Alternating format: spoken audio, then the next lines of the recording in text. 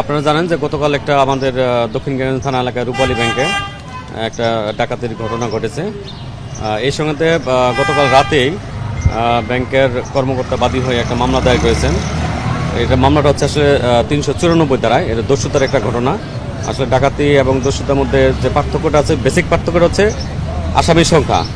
5 জন হলে ডাকাতিতে চলে যায়, 5 জনের নিচে হলে দস্যুতায় আসে। একই ঘটনা ঘটলে সেটা দস্যুতা হয়, তাই আমরা দস্যুতার দ্বারা একটা মামলা নিয়েছি। আসলে এই বিষয়ে গতকালকে আমাদের ঢাকা জেলার সম্মানিত পুলিশ সুপার মহোদয় বক্তব্য দিয়েছেন এবং মোটিভ সম্পর্কে বলেছেন। আসলে তারা বিভিন্ন ফ্যান্টাসির কারণে এবং তাদের আইফোন কিনতে হবে, এই কারণে বেসিক্যালি টাকার প্রয়োজনে তারা পরিকল্পনা করে এই ডাকাতির দস্যুতার সংগঠনটা ঘটেছে এবং 3 জনই জড়িত ছিল। এর বাইরে অন্য কোনো লোকের সম্পৃক্ততা আমরা এখন পর্যন্ত পাই নাই। না, এখনো সিসিটিভি ফুটেজটা পাই নাই।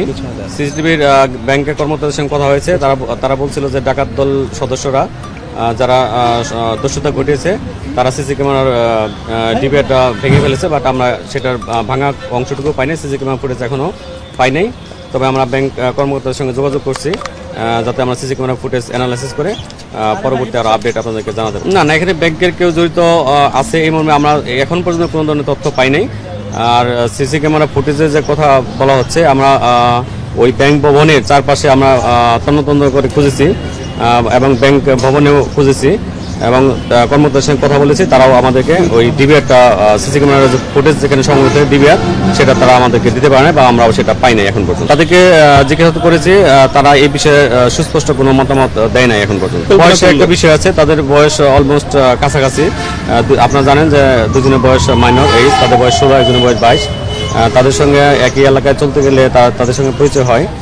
পরিচয়ের পরে তারা প্ল্যান করে এই ডাকাতির এবং দস্যুতার সংগঠন ঘটিয়েছে। 1 মাস পূর্ব থেকে তারা প্ল্যান করছে যে এই ধরনের একটা ঘটনা ঘটাবে। তারা বিভিন্ন জায়গায় বসেছে, এই বিষয়ে কথা বলে এই দস্যুতার সংগঠনটা ঘটিয়েছে। না, আমরা সিটিভি সার্চ করে দেখেছি, তাদের পাস্ট কোনো পাই নাই, মামলা আছে এরকম কোনো তথ্য আমরা পাই নাই এবং তারা যে খুব ভালো চরিত্র সেটাও পাই নাই। এখন এই মামলা হয়েছে, মামলা অনুযায়ী আমরা পরবর্তী আরও বিস্তারিত জিজ্ঞাসা করলে আমরা আরও ডিটেলসটা এখন মামলা হয়েছে, মামলায় আমরা তাদেরকে 7 দিনের রিমান্ড চাচ্ছি। বিজ্ঞ আদালত রিমান্ড মঞ্জুর করলে তাদেরকে আমরা বিস্তারিত জিজ্ঞাসা করে আরও আপডেট আপনাদেরকে জানাবো। আমরা 3 জনের রিমান্ডে যাবে, 3 জনকে আমরা রিমান্ড চাচ্ছি। সেক্ষেত্রে আদালতে সোপর্দ করবেন কটায়? আজকে আমরা আদালতে পাঠাবো, দুপুরের মধ্যে আদালতে পাঠিয়ে দেবো। যেমন সিসি ক্যামেরা ফুটেজটা আমরা এখনো পাই নাই।